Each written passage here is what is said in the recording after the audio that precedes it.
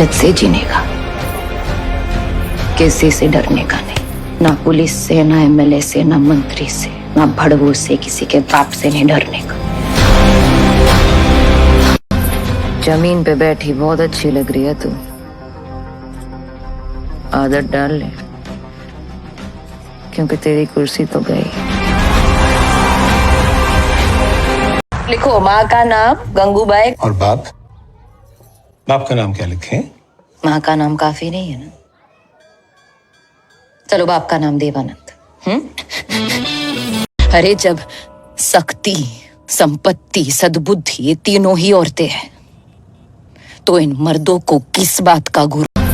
जमीन पे बैठी बहुत अच्छी लग रही है तू, आदत डाल ले, क्योंकि तेरी कुर्सी तो गई।